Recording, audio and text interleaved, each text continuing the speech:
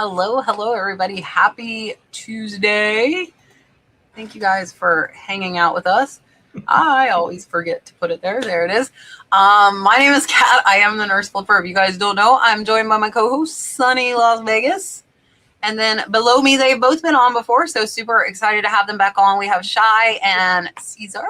And I am going to make them big so they can introduce themselves and tell you where to find them. If you have a question, get it in early so we can make sure that we answer it. And here is Chai. Hey guys, this is Chai. I have a YouTube channel, Buy Low, Sell Chai. I'm a part-time reseller, and you can find me on YouTube. And I have an eBay store, I think for like 20 years now. And I've been doing garage sales since April, heavily selling Pokemon cards to help get rid of my extras. So my death pile stuff, and to fight a little bit of the summer slowdown. So if you have questions about that, I've kind of learned that since April. It's been pretty cool. Perfect. Here's Cesar. Hello, everybody. My name is Cesar. I am on Instagram, Epic Square Thrifting. I am also on Whatnot. I've kind of not been doing too much of Whatnot this summer. I took a break during the summer because I've been doing a lot of road shows. So if you want to follow me, Epic Square Thrifting is on Instagram. Epic Squared is just on Whatnot. As you can see, I am living in my death pile. So I've been doing a lot of road shows, so I haven't been doing a lot of posting. So if you have any questions, just let me know what you're looking for or what you're asking. Perfect. I was going to say, you haven't been doing Whatnots. That's why your death pile like... I know. Man, if you do enough Whatnots, you can go through a death pile like so. I went through like a barn fast. You can move some stuff for sure. And we do... Yeah, Sonny asked in the chat, guys, what do you call it? Some people hate calling it the death pile. I say it is the death pile. All right. So... Thank you to the Boxery. I do not want to forget the Boxery is sponsoring the podcast. So definitely check them out. I think next week we should have some more coupons to give you guys for the 10% off. And they have boxes, polys, bubble wrap tape. They have all of the things. And we're using them. I actually almost forgot to use my eBay shipping coupon because I've been getting everything from the Boxery. I was 2 days away from it expiring, and Marcia reminded me, and I had forgot because we were using the Boxery. So, Elena, you never told me if you're going scalloping with me tomorrow. Treasure Diva Thrifts is my good friend Elena. She sent $1.99 super chat, and she said, what is your favorite merchandise to sell? So my favorite merchandise as of late has been Pokemon cards, just to learn the hobby and really been selling it. Like my Whatnot's been my garage sales here. I'm in a pretty affluent area, right outside of O'Hare. So we're like 15 minutes, like Chicago suburbs. And it's been really cool to learn the hobby, learn what people want. And I think if you want to be a better seller, you have to understand what your buyer wants, which is one of the reasons why I watched the Nurse Flipper. I just watched your old stuff that sold, that last video that you did. Yeah. And just some of that like stuff that you show, it's completely random, but it's really good to know that kind of stuff because it helps me as a dude like understand and recognize that when I'm outsourcing. But I changed how I'm doing my videos. I'd like to know like... Well, no, like what's fixing to come out. So since I've been doing, and I don't know if you've noticed because you've been watching me, since I've been doing a lot of jewelry over the last like year and a half, my what sold videos are very heavy on the jewelry. So yeah. I've had people say, I love you, but I don't like jewelry, so I'm leaving. And not being disrespectful, they were being nice and being honest, and I appreciate that. So what I did this week, instead of doing like my bread and butter and my high dollar, I did a jewelry what sold and I did an other stuff what sold. So that way, if people aren't into the jewelry, they can watch all of the other stuff. And then if they are into jewelry and vice versa, I might have some jewelry sellers that don't want to see the other stuff. So I'm going to try that new format for like a month. So let me know what you think of that too. I would like to know. Yeah, and then regarding Pokemon cards, it's so hot. It's so hard to get like retail wise. So I'm just helping like local collectors, kids, But it's cool. The kids bring their families. So I'll have fashion jewelry for the ladies. I'll have a lot of ladies' clothes 'cause I have 3 daughters and a wife. And I also just helped one of my clients like clear one of her houses out. She like loaded my whole car up with all like cat-like items. Very cool decorations, athleta type clothing. Like the lady was pretty wealthy and she was going to donate to Goodwill. I'm like, don't do that. Donate it to me and I'll share it with the community. Donate it to my trunk. Yeah, which I do. But my wife like scarfed up all the athleta shirts for sure because they were similar size. And then my daughter scarfed, up a couple shirts. So it's really cool to like have clients like that that are willing to like, hook you up. Like Kat, if I wish I lived closer. So when you're ready to like unload I don't want to look at this stuff anymore, but you have to take it all. That would totally be me. But I would not try and resell everything. A lot of it like I give away. So it's nice. Yeah, that's a lot of the people I've given the free stuff to. Like one lady was like really involved in the church. So she would bring a lot of it to like the church to where like people could take it. And like a lot of baby and kid stuff doesn't sell well. So there's a lot of kid stuff that I give away. And then the other lady sold at the flea market for like $1. So people could get stuff really, really cheap if they needed items. Yeah. So I'm all about that. Like the last lady that showed up, it was Sunday. So I did my garage sale Friday, Saturday, and Sunday. And I team up with another reseller too.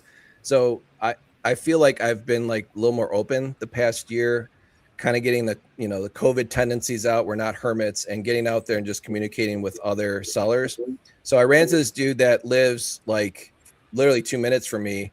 He had so much awesome stuff in his garage. I'm like, dude, what's your eBay story? He's like, I don't sell on eBay. I do Facebook Marketplace. And he had like Harley stuff, vintage, rock albums, concert T-shirts, baseball bats, golf clubs. He had a crap ton of coolers. So it was weird. Like we just started talking, and then him and his wife came by one of my garage sales. We're talking for an hour. I'm like, dude, while we're talking, like you could have your stuff set up here at my garage. So I've been doing that with him. And oh my God, guys, it makes it way easier. You can pee when you are not just in a garage sale by yourself. You can eat something. You can, the cleanup is like 15 minutes. The setup is like 15 minutes. It's so much better to do it with somebody. And I'm the one like collecting Zelle and the Venmo because he just does cash. And I think I did like $500 for him Sunday. And it's kind of like my way of like, I could do whatnot if I wanted to, but it's so much easier when the stuff's just like here and it's cash and carry. And like I said, I've been using the Pokemon cards to bring people in to get rid of my death pile. But so that as of late is my favorite thing to sell because it is like super liquid, but I sell everything, coins, clothing, you name it. Cesar. I put myself on mute and I forgot. I'm so sorry, guys. It's like, wow. No, so my favorite items to sell, I sell a lot of vintage clothing. There's a vintage clothing to me is something that I got a little bit passionate once I got out of the military. I was going with my wife. My wife was already reselling and stuff. So when I started going and hanging out with her at the Goodwills and Savers and all those different places, I started noticing all these cool stuff that I used to wear back in the day. And I'm like, I didn't even know it was a thing. Being in the military for 24 years, I only had a uniform and that's all I wore every single minute of the day. I would come home. I would not take it off. I would just leave it on. And then by the time I had to get to bed, I would just put some PJs on and everything like that. So my uniform was my actual clothing for the week. But sports vintage is very, very, very, very dear to my heart because it reminds me a lot of my youth. So growing up in Texas, I just played a lot of sports and stuff like that. So I don't know if you guys can see, but I'm wearing one of my 1993 of Dallas Cowboys t-shirts. Go Cowboys. I know we were horrible, but go Cowboys. But it's just something that I saw a passion in when I retired. And now that I've been doing this, the camaraderie kind of reminds me when I'm at these live shows. It reminds me of like the military where people say, "Oh, the Cowboys are horrible." I'm like, I know, but your team might be worse. So it's just a little way of it's like a little nugget for conversations to start. So I see what I do as a conversation starter, and I've made friends and I've met so many people that we probably have nothing in common, but the t-shirt that I was wearing or the t-shirt he or she was wearing. So it's something fun for me. I don't know. Lately, if you were to ask me 6 months ago, I would say glass, and then before that, I would say costume jewelry. Now I have so much stuff. I don't have time to focus on a favorite.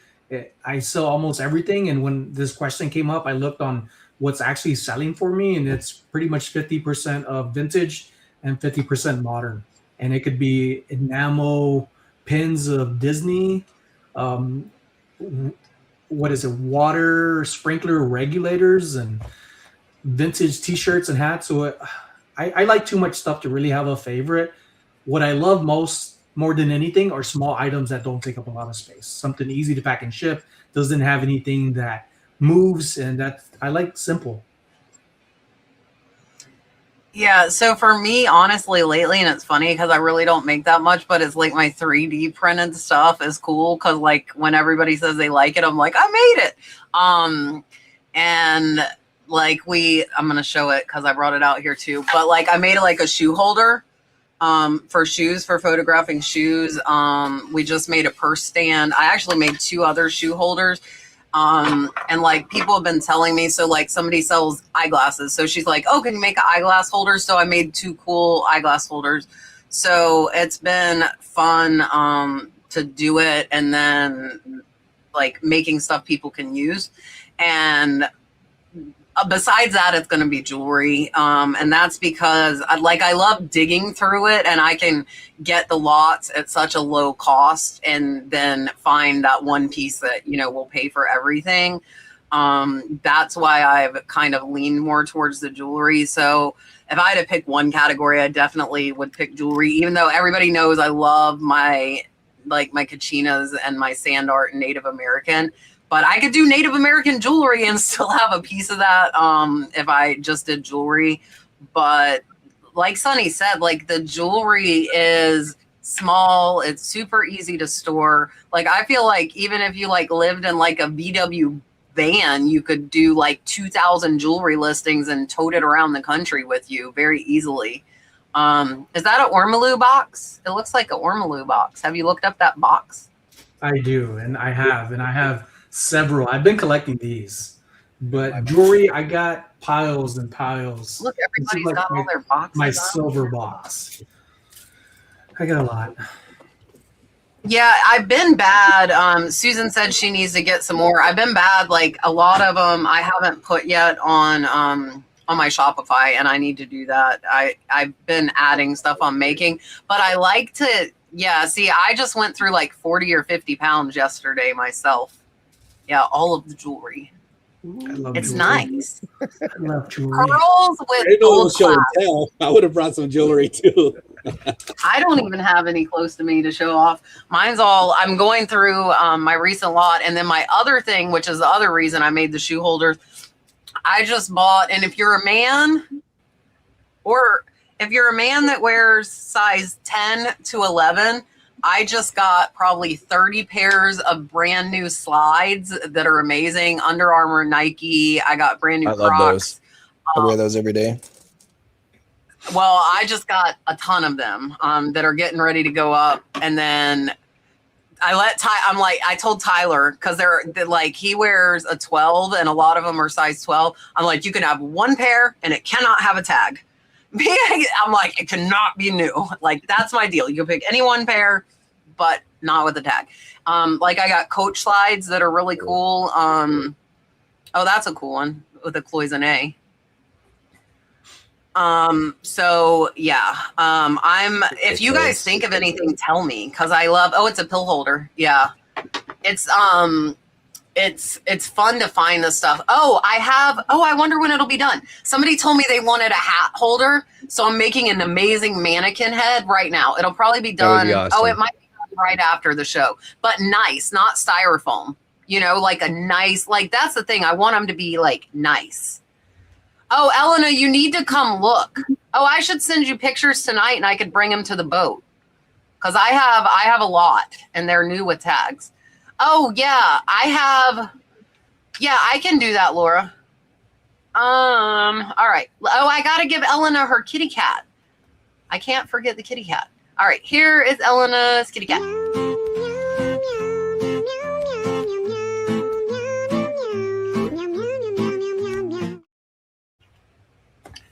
meow, meow, meow, meow. It's almost like catchy where it gets stuck in your head.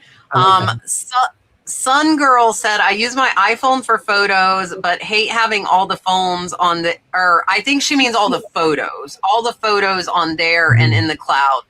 Any suggestions as to any other way to use for photo storage while the item is still available? Well, I use a Android, like an old LG phone, and I have a backup. So mine allows me to add separate storage. I do have a separate large hard drive, but yeah, I every now and then, I think like once a year, I do have to purge and delete like a ton of photos, which I do through my laptop, because I can imagine doing it through the iPhone and clogging up your iCloud storage. That could get pretty pricey, right? Because like don't the iPhones have like limited storage, so then you're forced to purchase like an iCloud plan? So yeah, that can get expensive. But I, like most people do, I take the photos from my cell phone and then I use the eBay app to list it directly. I don't download it separately into the computer. So I don't know if that's a good answer, but that's what I do. Yeah, so what we do is we basically do the same thing when we, especially my wife. My wife does a lot of our posting online.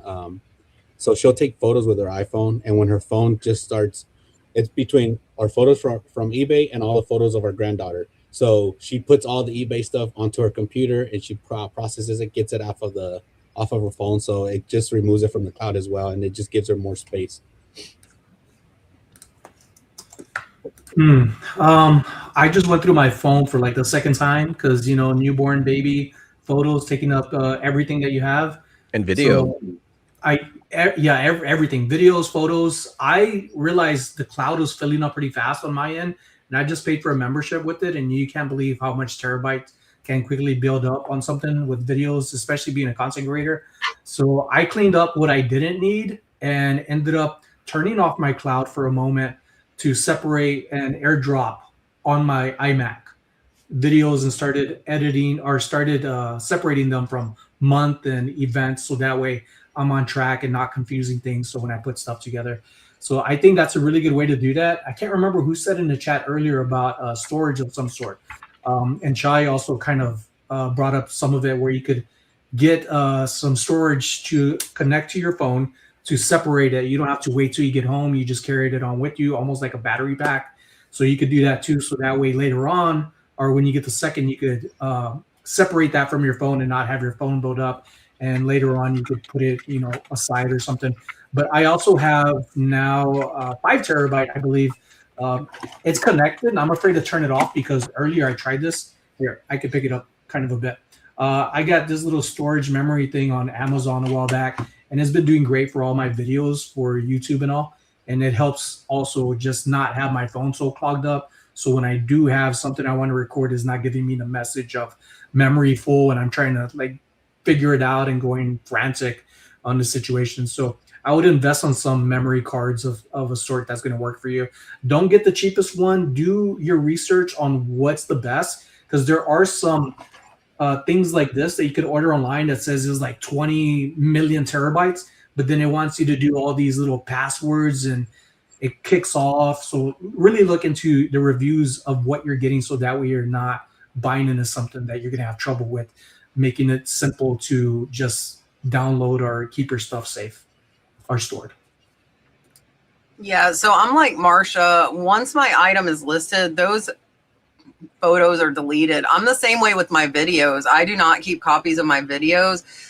And the reason for that is, like, I actually, on StreamYard, I'm paying for extra storage, and then I have to go and delete the recordings because it'll be up live on YouTube, but StreamYard's also storing it, and they give us a limit, and I've already, like, upped it once, and I'm not gonna, like, I don't want to have to up it again. But List Perfectly stores all of our photos, so we have them there. That's, like, a good kind of like database and backup for our photos. And then I am Android as well. So it's funny because I'll delete them as fast as they're on there, and like it'll still be on the Google Drive, and I'm like, like I don't want it on there. Like I want to delete it and get it off before it goes to Google Drive. Cause like I like seeing the memories that pop up. Like I get the emails and it'll have like all of the jewelry that I listed 2 years ago. And I'm like, oh, that's nice. But I'd like to see like what I was doing. So I don't want it to go to the cloud. Yeah, so for me, I just delete it all is what I do. eBay is down, guys. It's down for me as well. It went down just a little bit ago. So Karen said she was the one that asked about the hat holder, aka the mannequin head. So look, it's not going to be done till about 30 minutes after the show, but I can show you what it look. I like how it looks. I think it looks cool, and it's got like a circle base, and then you'll be able to put like the hats on it. And I haven't tried on my phone. It's down for me on the computer. It's down for the web. Yeah, on the computer it's down. Yeah, so it's kind of you can't see. Do you see the little like edges? It almost looks like an art piece. That's why I liked it. And I can do it any color. I did it like it's called bone white is the color that I use. We used it. Tyler made like a Tyrannosaurus Rex skull. Anyway, we use that color for it. All right, let's see. Very cool.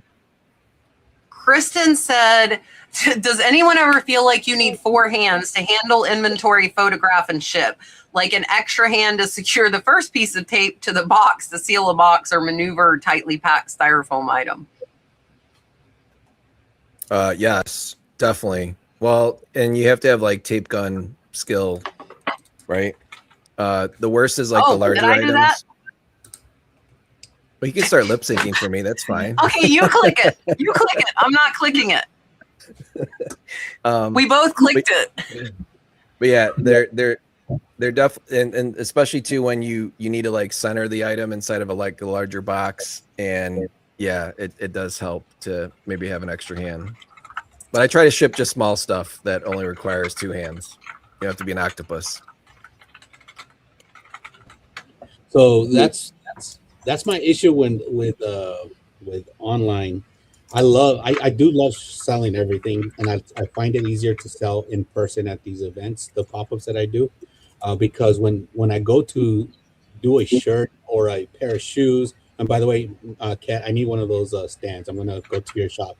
They're sweet.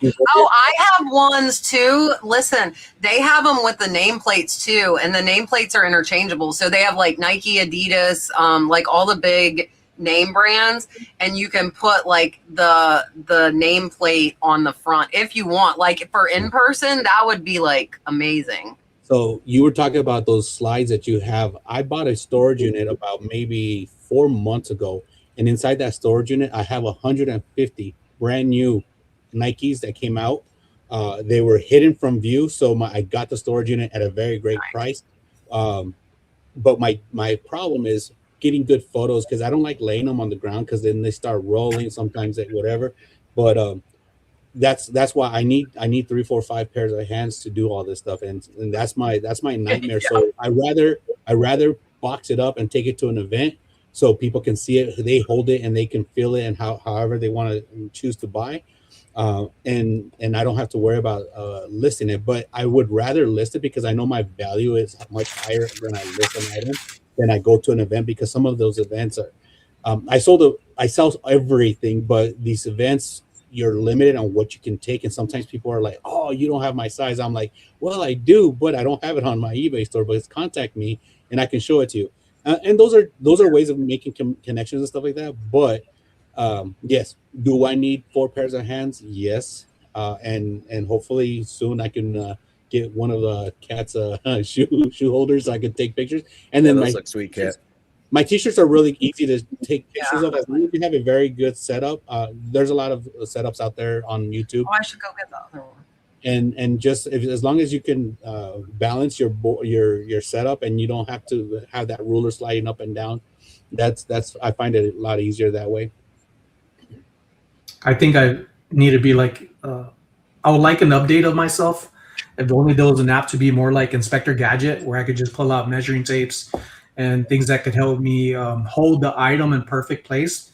Because t-shirts, hard goods, jewelry, all needs a different layout, and I'm trying to always find a different setting for it because I don't really have an official spot just yet because of my mess. And I think the biggest struggle of everything that I have is actually using a tape gun properly. I don't pull the tape and press it down and slide it over to where I need tape. I usually pull it off the tape gun and put it on there.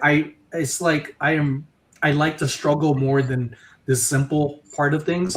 And the hardest part for me with the tape gun is when I'm trying to cut the tape off, I feel like I'm cutting the box with this little jagged edge, and then there's an overlay of tape, and then I'm there pulling more tape down and trying to slap it down and flatten it out because it bothers me. So I think I'm learning right now, saying it out loud, I need patience. I think I need to go back to my therapist. I think that's the reseller life. I was trying to type responses, and it's telling me, has anybody on the panel, have you tried to type? It's telling me that YouTube has an error and it won't let me type on here. Is that happening to anybody else? Me. I'll try and type on it. Yeah, it keeps telling me I did an error. Might have been typing too fast. It gets mad. The one with the nameplates, I think, is gone. So sometimes that stuff disappears, which is what happened. I was like, man, I like the one with the nameplates, but I think it's gone. And I didn't download it. Yeah, you guys are working. Watch, let me type testing. Oh, then it wants to work.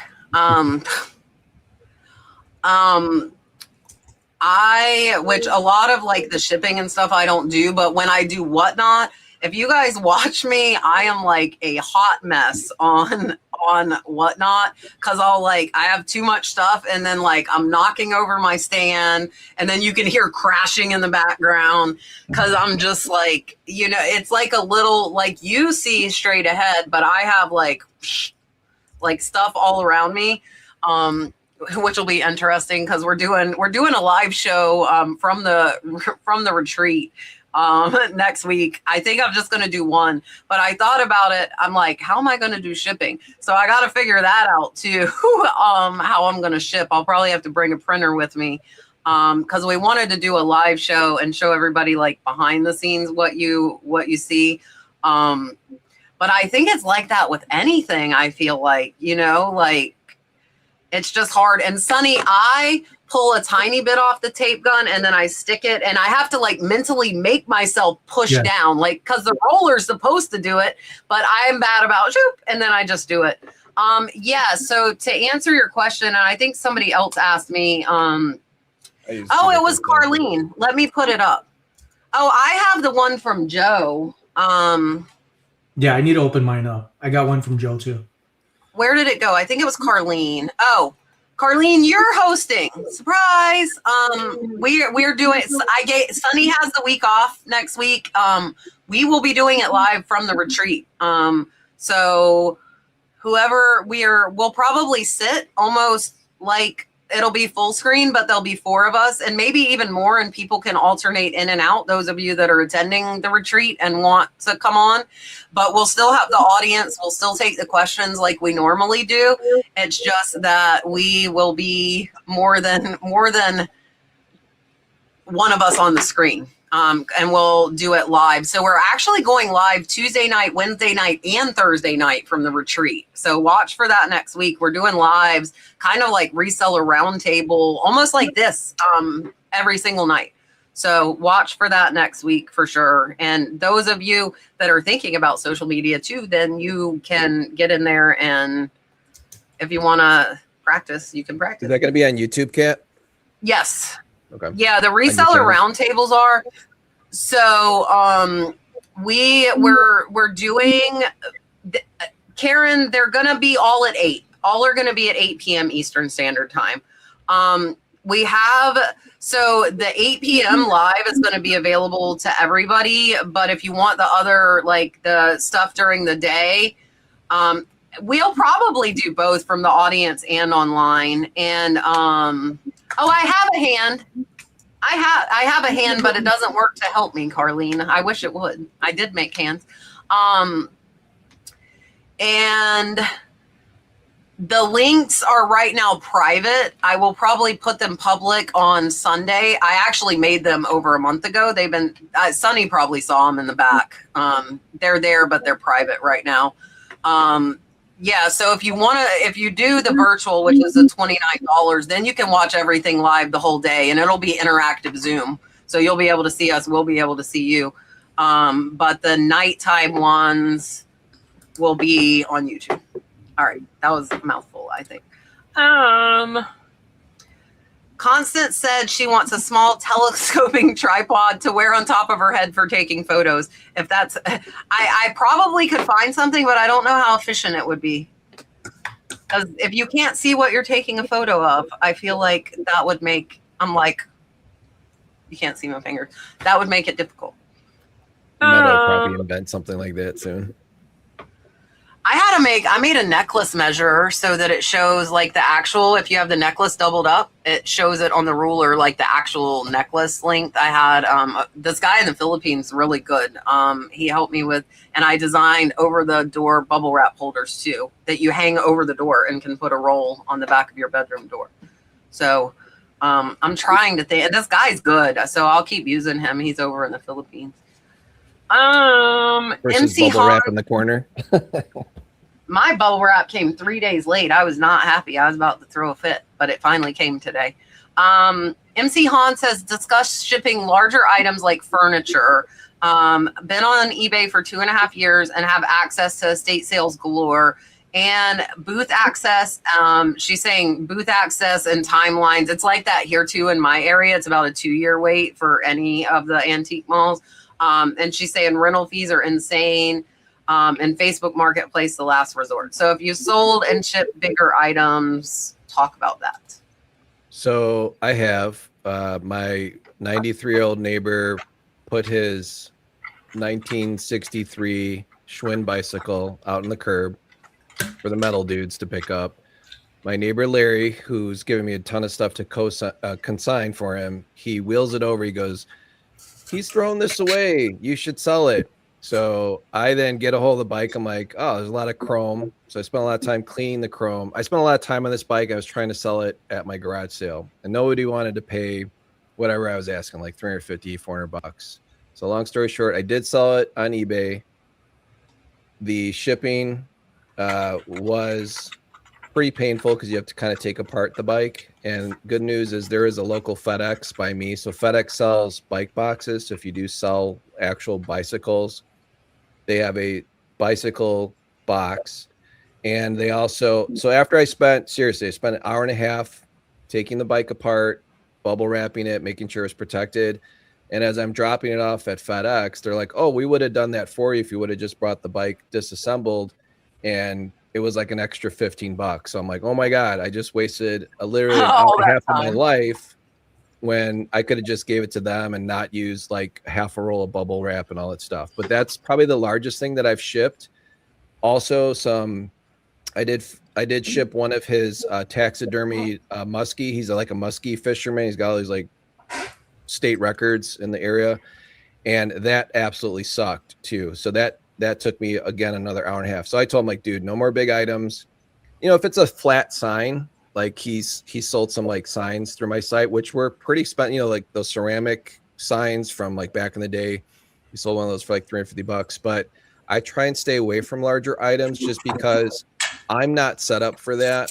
I can do it, but after you like do it once or twice, it absolutely sucks. So I would prefer to just sell a bike here locally, cash and carry. I don't do Facebook Marketplace besides advertising my garage sales. I have tried the Offer Up app. It's kind of a waste of time. It's kind of like Craigslist used to be. But larger items like furniture, that would probably be something that Kat can answer because she has hired a shipping company that puts your item on crates and takes it away, you know, on a truck. The last time I dealt with a truck is when I moved from one house to the other. That was like 15 years ago. That was my best investment. I bought 2 pallets worth of moving blankets, those, you know, those blue professional moving blankets. So I've never had to rent or purchase those. And I think they were like $8 back then. Now they're probably like $40 blankets. But you you have to figure that in. When you're buying something large, you want to sell something large, it could be free, and you have to figure in getting it from point A to B, how much that's going to cost, how much time that's going to take, contacting the shipping company. It's a big pain in the butt. So make sure you figure that in before you decide to grab furniture. Because I feel like the estate sales around here, I don't know if you guys have this in your area, you can pretty much go to any estate sale. And if you got a box truck, you could fill it up. They'll let you have it because then they're not having to pay a service to remove it. So I think you can get a lot of furniture for free. I did meet some resellers.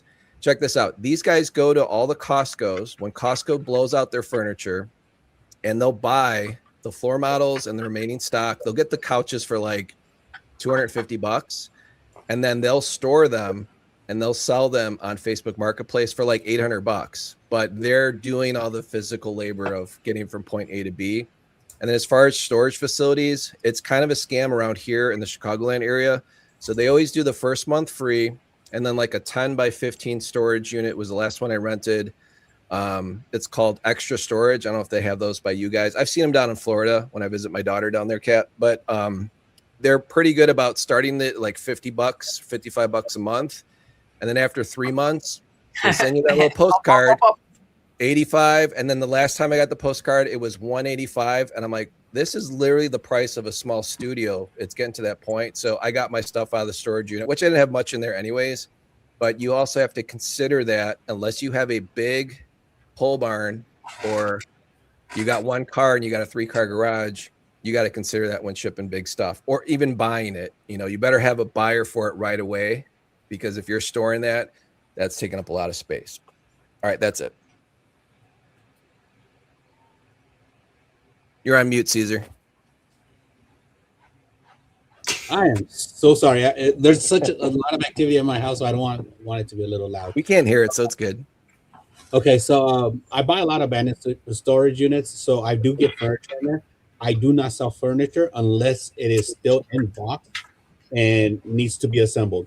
If it's like that, I will send it. I will sell it and send it. If it has legs sticking out that way, arms sticking out that other way, I'm not going to sell it online. I have two booths here in Las Vegas that I could sell my older furniture, and then if not, I do offer up marketplace wherever I can. But honestly, if it's more modern stuff, you guys are probably gonna smack me. I don't mess with modern stuff. I do send it straight to like Goodwill, Savers.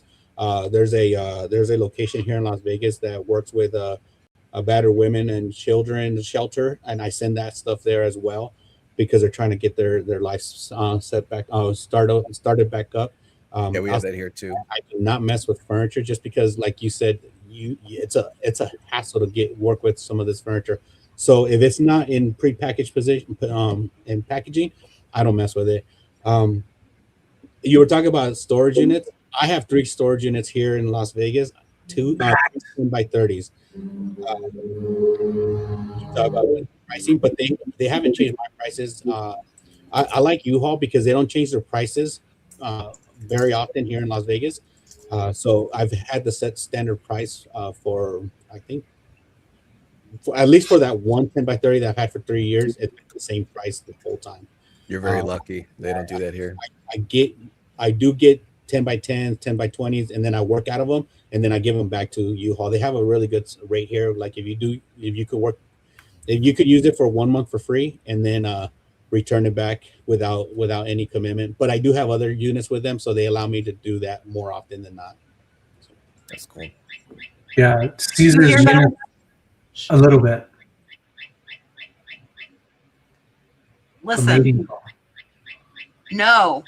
So I was sitting here recording videos. It goes off at 50 after. It's off.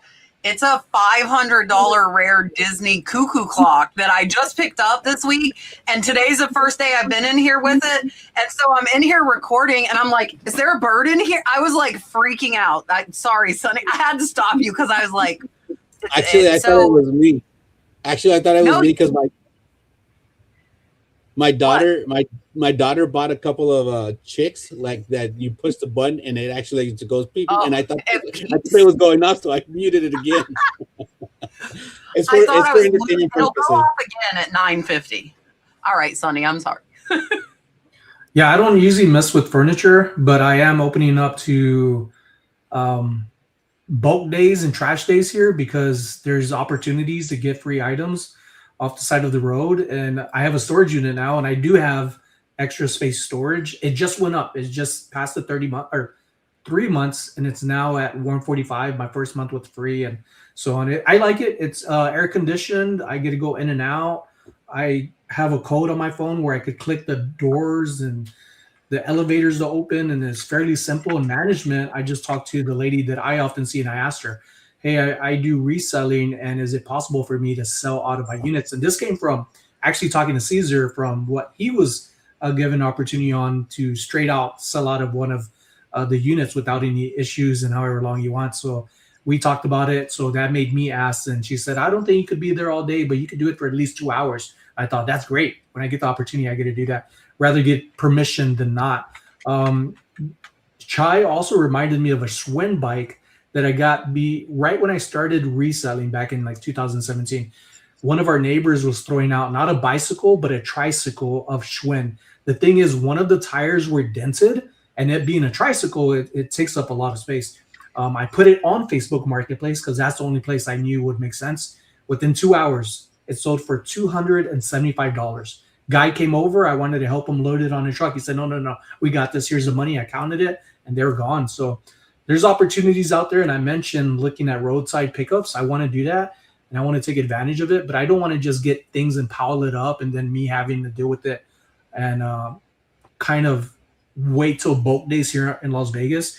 So I say this because of concern that people would jump at advice or things that make sense for them. You also got to see what can you do with this if it doesn't sell and if it's taking too much space. And for us, fortunately, we do have bulk days. And I know back home in a rural place, back in Charlotte, Texas, from where I'm originally from, they don't have bulk days. If they do, it's maybe like once every 3 years, and it's very random. So be careful picking up large items.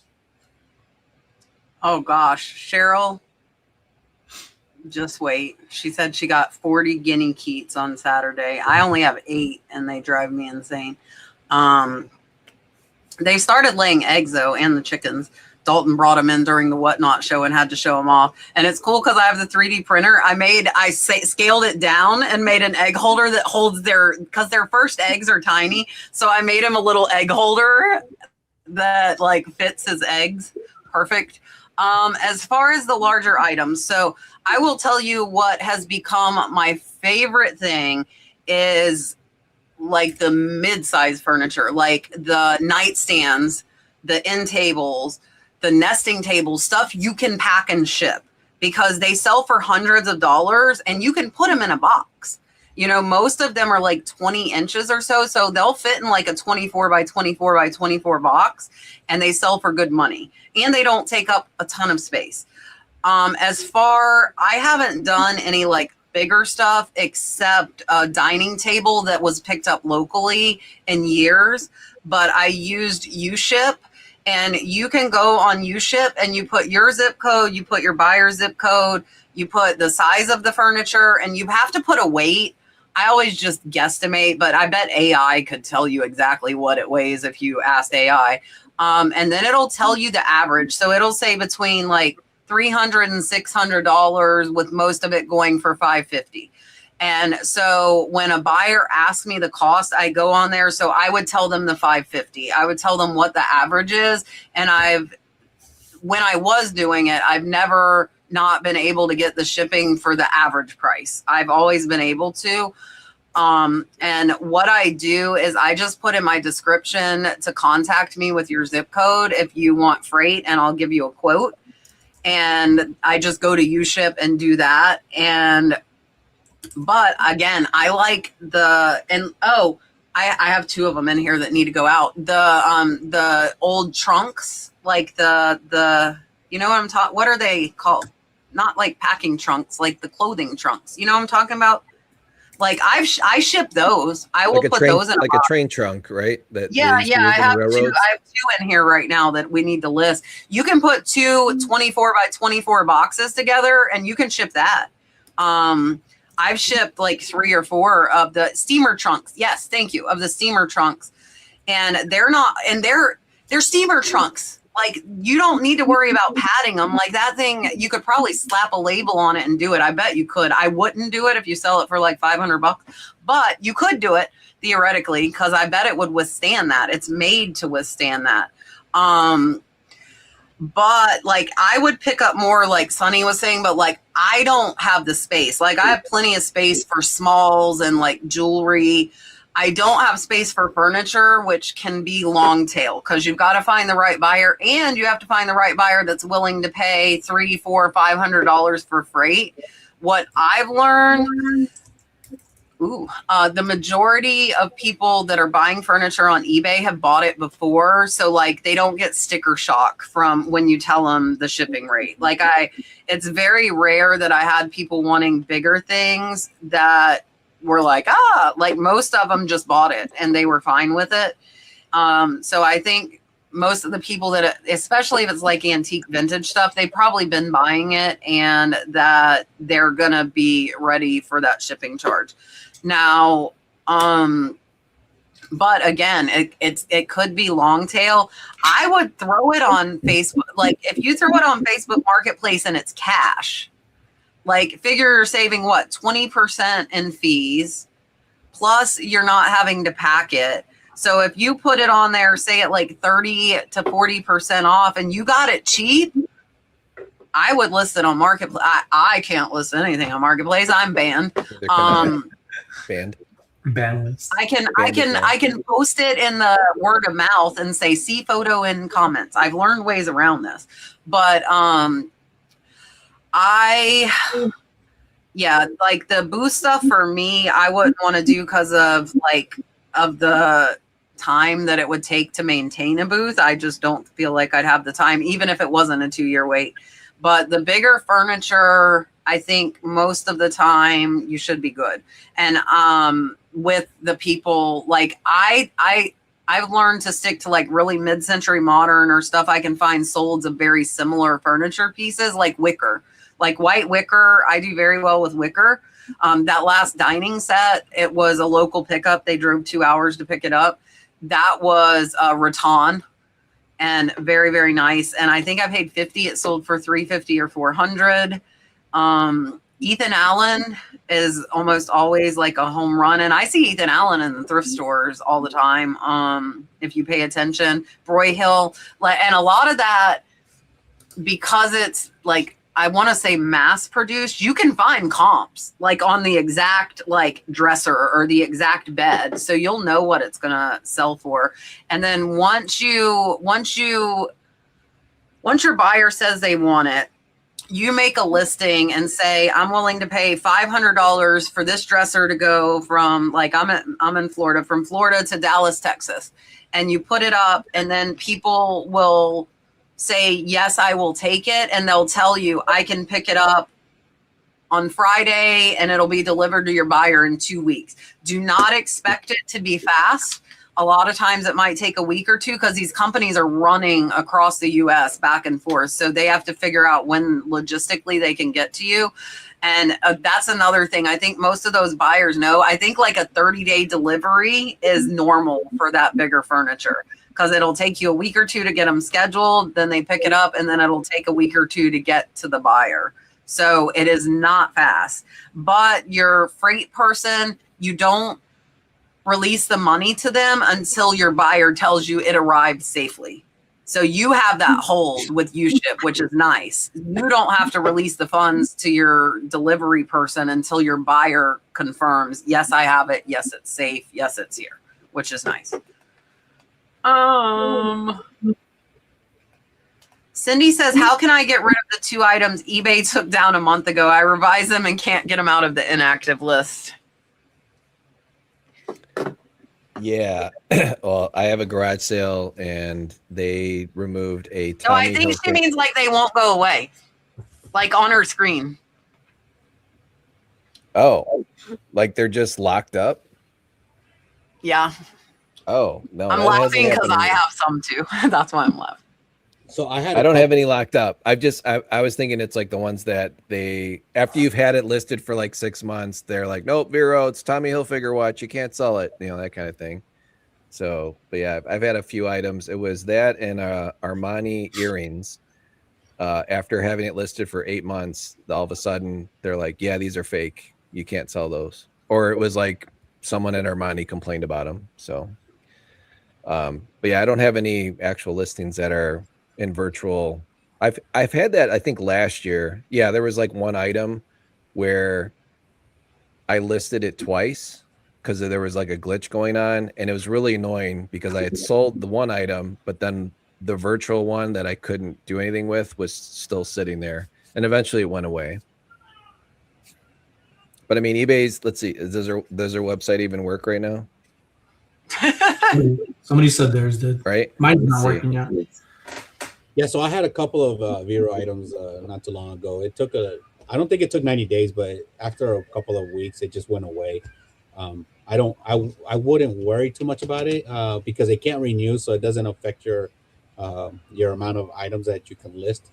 So it will go away. They have a timetable somehow, some way to get it off your website.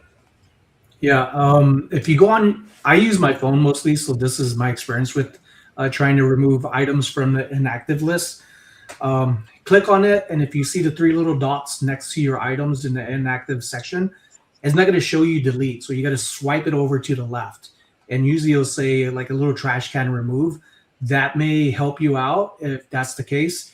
And even then, after you remove it that way, if it allows you to, there's a little section saying like in that same area a number. If you click on that, it's still going to show you the item, and then you could remove it again. But it's probably just a nuisance of you knowing it's there. But really, you don't have to worry about it. It'll remove eventually. I just looked. I have 5. I like cleared my list out. I have 5 that will not go away right now. And they were all ones that eBay removed. And it's actually crazy because 2 were removed as counterfeit that I know are not, but you can't really fight it once they decide it is. And so they're locked up. Like I said in listing, like, okay, that's fine. I'm not going to fight with them. I've learned my lesson, but they won't go away. And some of them have been there for months. I don't end date. Here, May 20th. And it's still sitting there almost 2 months later, and I can't remove it.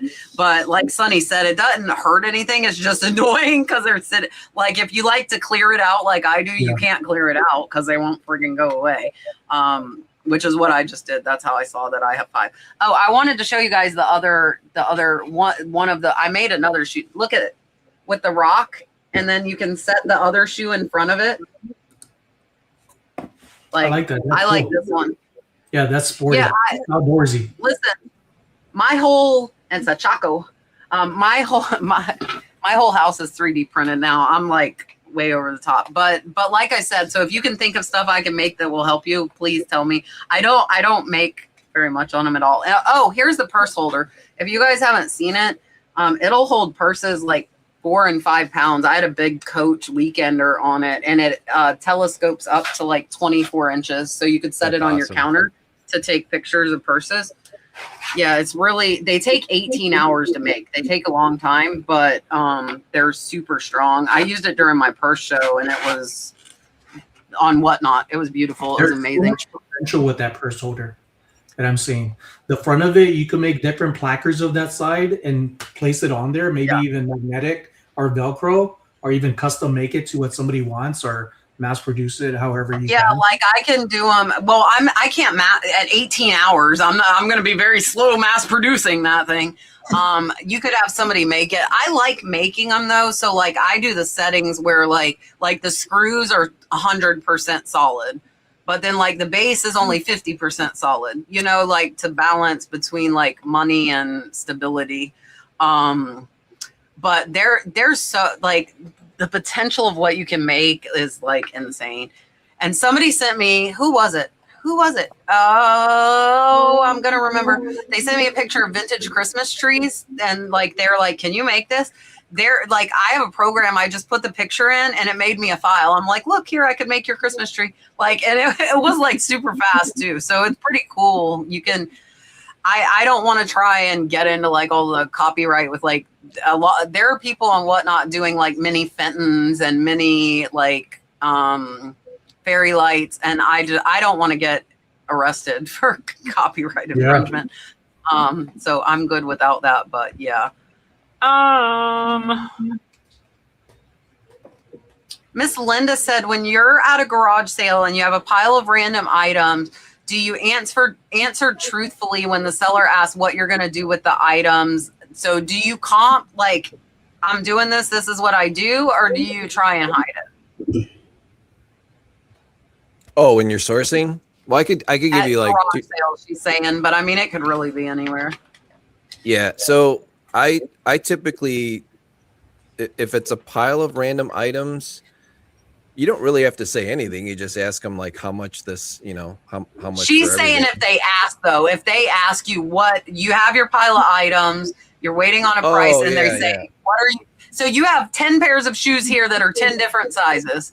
Are you going to say, oh, I have 9 sisters, this is all their sizes? Or are you going to be truthful and say, I'm going to resell them? I guess it depends who's asking. So if there's something about older people, they care where their items are going to end up in the world. And I know this firsthand because my neighbor, who's giving me a lot of stuff to consign for him, he's 70 years old.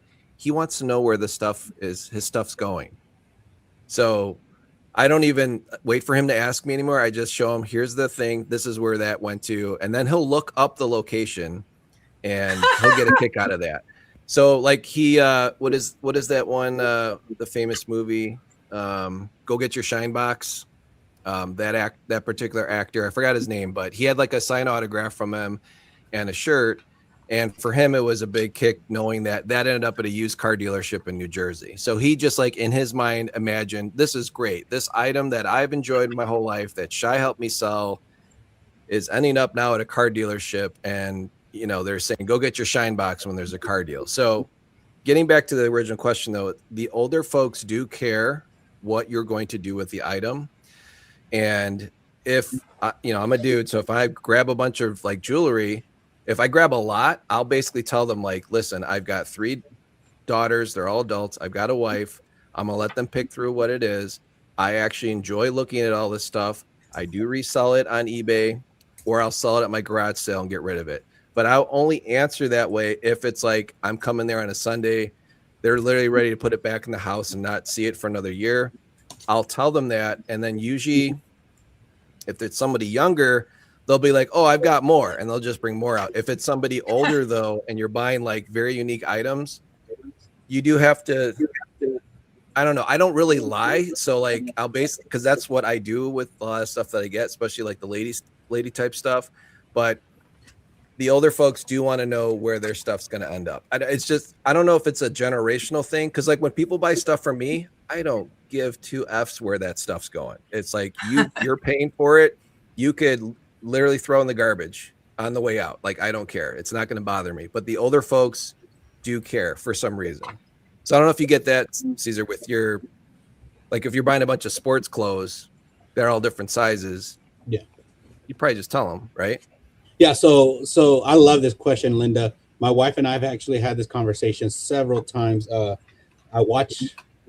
watch a lot of YouTube because when we do lists and we're pricing. So all the stuff we have behind me, it just looks like a bunch of piled up clothes, but for all of it is priced.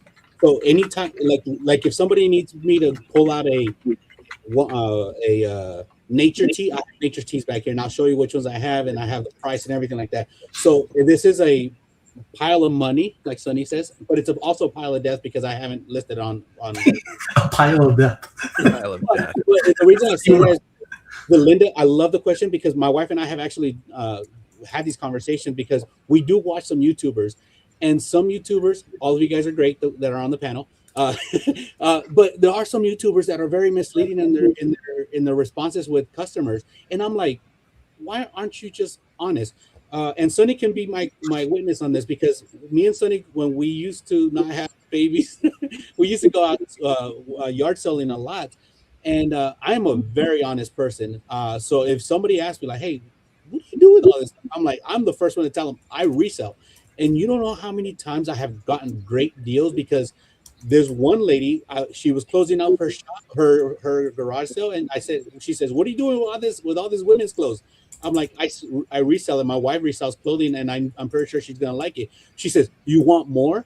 I was like, "It depends." She says, "For free?" I was like, "Of course, of course, I'll take everything for free." Like I get great prices and deals when I'm very forthcoming. Um, if there's something that I do tell people I am reselling, and if it's something for me, I'll tell them. I was like, "Hey, if it's a Dallas Cowboy thing, I'm not reselling it. It's most likely mine because I haven't seen this kind of item in a while or whatever. But if it's for me, I do tell them it's for me. But I do tell people I am a reseller and I am a reseller first. And I get so many interactions with these sellers, and I love it. The other part on this one is when I'm selling. Sometimes my wife and I actually do have a discussion about this because sometimes she wants to know why people want some items, and I tell her, I was like, I don't care what they want it for. They paid the price that I wanted. I do not care. And if they want a deal and they ask me for 30% off, if I can work it, I'll give them the 30% deal. And sometimes my wife is like, why you gotta give them 30%? I'm like, just because we've already made our money on it. Like we pay like 10, 15 cents on it. Let's bless somebody else. But there's nothing wrong with that. I do when I do watch some of the YouTube people out there, I do kind of get not, I won't say annoyed, but I'm like wondering why aren't you a little bit more forthcoming? Because I've had great experiences when I'm forthcoming, and Sonny is my witness. He's seen some of the deals that I pull off at yard sales just because I am just honest and ask him like, hey, you can sit on this stuff for until your next yard sale. Get rid of it for this amount of money that I'm going to be willing to give it to you. And my latest, and just one more thing, the latest thing that I had was a couple of weeks ago. I was out at a yard sale, and some guy asked me like, "Hey," he had a bunch of stuff, and I asked him, I was like, "How much for all of this stuff?" And he said, "Oh, I want to get this for this, and this for that one, and this for this one." I said, "I get what you want." I was like, "But this is what I'm going to offer you." I was like, "If you don't want it, it's okay. I'm going to leave because I don't need your items." And I was being very forthcoming, and I wasn't being mean or anything. We were just having a great conversation. But I told him, I was like, "But if you want to really get rid of it," because he told me he wanted to make space in his garage and everything. I told him, I was like, "I'll offer you this much money. And if you accept it, cool. If you don't, it's okay with me." I actually left, and I forgot that I bought something from him. I came back, and the guy was like, "Oh, I'll take it for that amount of money." I was like, "Oh, okay." I came back for the item that I forgot, but it turned out to be a good deal for me that day. Sonny, back to you. Yeah, I'm pretty honest about it. I say, I think everybody's pretty truthful for the most part because you never know the potential of saying, yes, I am a reseller. And like Chai said, there are some things where I want it for myself for a moment. And I'll say that. I'll say, like, I found, for example, last summer was Murano red duck. And it was pretty unique because it faced up. It looked sassy to me. And I remember asking, like, "Can I see that behind you on the table?" And there, the gentleman who's not too far from me and Cesar. Cesar and I live pretty close within minutes. And the gentleman said, "Oh, you like this stuff?" It was his mom's, and he was, I think, a little older than me. I'm 45 years young. And he said, "I got more stuff," and just like that. And he said, his wife looked like, "Are you a reseller?" And I said, "Yes, I am, but I'm looking at saving that for myself." And I did. I saved it for a few months. I had it here in my office. I admired it. And then that's when I got into a vintage booth with Cesar, who he encouraged me to go to the Fantastic Indoor Swap Meet at the time. I'm no longer there, just to be clear. I'm at a different place. And being truthful and honest, had them open 2 more boxes and had more Murano glass pieces. And I wish I would have just got the guy's information. And it wasn't until I left later on that it clicked in my head that he said he has more boxes that he has to go through. And those are just little tidbits of, like, when you hear key things or what people say, don't be afraid to give them information that you feel safe about. Maybe an email, maybe your phone number. But yeah, I don't see the harm in being honest. I feel like when you lie about things, and it's something your soul, it takes a little bit out of you. And we're not those type of people. I think most of us here have pretty good morals and don't think about the bad. We're just wanting to live life a little simpler with nothing but good thoughts on our shoulders and passing it forward.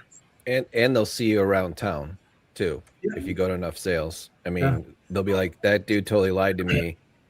Like there's no, just be honest with people. That's great advice. So real quick on something that Sonny just said, that I don't think, when I was mentioning the YouTubers that they're not being forthcoming, it's not that they're lying. It's just that they're not being forthcoming. Like they won't answer the question. Like They're omitting. They're Yes, omitting. they're omitting. Lying by omission. Yes, and it's very, and I like watching the YouTubers going out and doing all this stuff. I love watching that, but it's not. I'm not going to say it's lying, because it's not lying. It's just that they're, like you said, they're omitting the truth. Not technically. Correct. But like I'm saying, like, I've had such great experiences when you're very forthcoming of what you do, and like people open up a little bit more, and it's just amazing how they're like, oh, you do that here. Oh, and I've actually helped some people sell their stuff on eBay too. They're like, hey, can you help me? I was like, sure, I don't mind. There was a big one, an even bigger one with Cesar. I don't think he's remembering. He was talking to somebody about a storage unit, or this guy, it was at a storage unit, I think in the same area, and they were talking because they both have storage units, and all of a sudden this guy is like, yeah, I'm getting rid of my store. Cesar ended up buying pretty much his whole store just by letting them know, like, yeah, I resell and this is what I do. And it took a few days, but they worked out an amazing price. Yeah. So what Sonny's referencing, I was at a vintage store. Like I had a partner for a year, and as I was opening up that store with the location with my partner, another guy was closing down his store, and we just happened to meet. And I was cleaning out a different storage unit that I had bought in auction, and the guy was just showing up, putting stuff in his storage unit, and we were. He actually thought the unit that I was working on was his unit. He's, hey, what are you doing in my unit? I'm like, no, sorry, I'm cleaning it out. And it was a happy coincidence, because we crossed our paths, and then all of a sudden I bought all his stuff at a little bit higher price, but it was great items. And just because I was, again, forthcoming, outgoing, and saying, hey, this is what I do, doors open, and you don't know who you're speaking to at any time. So sometimes you could find a cash cow somewhere out there that's just waiting for it to pop open for you. Yeah, and I'll tell a couple of things. And if you guys watch me, I think you know I'm like bluntly honest. So I'm not gonna lie. Like if they ask, I will tell them. And I've actually gotten stuff cheaper, and I've told this story before. I will teach them, like if they have like these eBay comps, I will go to sold, and I will be like, no, that's what people are asking. Here, let me show you what they're actually selling for. And then I'll say, here, let me show you my fees. Like I can go to order details. Let me show you my fees and how much I pay in fees on this stuff. So I will educate them when they're thinking they should get eBay prices at a garage sale, and not in a mean way. I think people just, if they're not reselling, they don't know. And if they don't want me to have it for resale, there's so much stuff, guys, that let it go. If they don't want it to go to a reseller, then keep it. You know, if you don't want my money, don't take my money. But I like Chai was saying, and Sonny, like if it's for me, I'll tell them too, because I buy stuff for myself too. I'd be like, oh, the shirt and the shoes are for me, but the rest, yeah, I'm going to sell it on eBay. And I think like the biggest thing with that is I actually will go like a little bit of a step further. And like most of the time Dalton is with me, and I'm like, yeah, I started doing this so I could be home with him.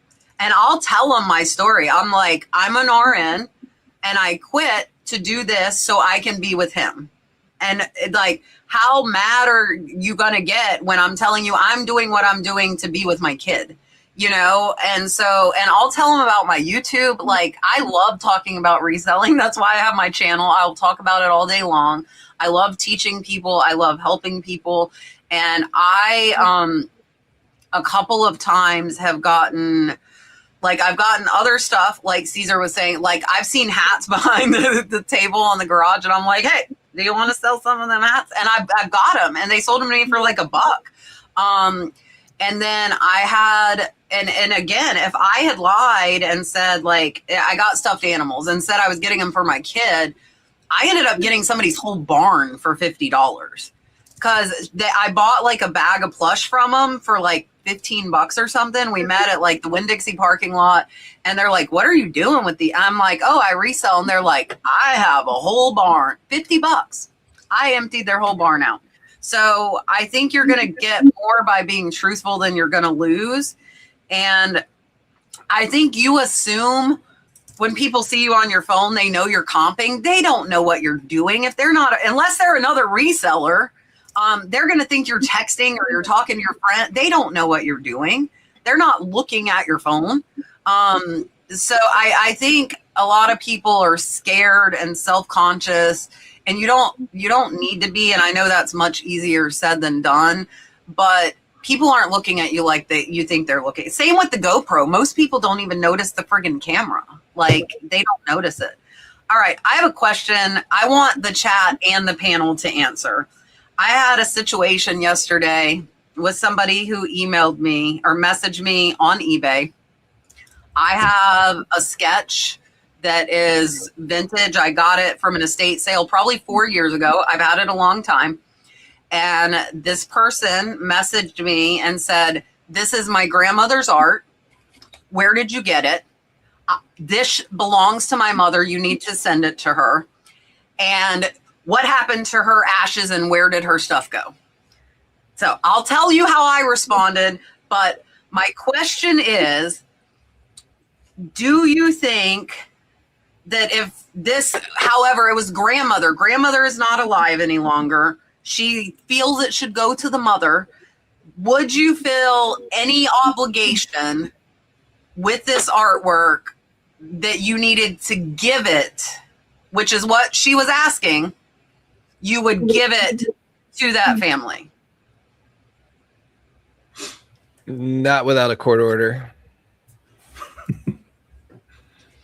But that is really weird that I've never gotten that message before. I think the closest I've ever come to selling something to another family member is I bought this like CD, and the guy's last name was Lejeune. He's some kind of like New Orleans jazz or whatever artist. Sorry, my daughter's cat's bothering me. And it loves you. Yeah, he's visiting. I've been petting him, but then he like drools over me. It's nasty. But the CD I found, you know, like you usually like buy a bunch of CDs, and the CD had like an actual autograph inside, and it was the last name was Lejeune, and the buyer, and I just threw it up there for like $200 because I'm like, oh, this is kind of cool. Like, this guy passed away and he's kind of famous, and most sellers wouldn't even open the CD to look at it, but you're supposed to, right, to test it. So it was autographed. So I ended up selling the CD for like, I gave him a deal like at $90. And he had the same last name, and it went back to New Orleans. But I've never had someone reach out and be like, yeah, that's so that was like the mom or the grandma's original art. It was her grandmother's. Yeah, it's a sketch. It's like a pencil sketch that was signed. I was able to read it. That's how I have it in my title. For those of you that saying proof, what if they had proof? Would you give it to them if they had proof? I bought it at an estate sale.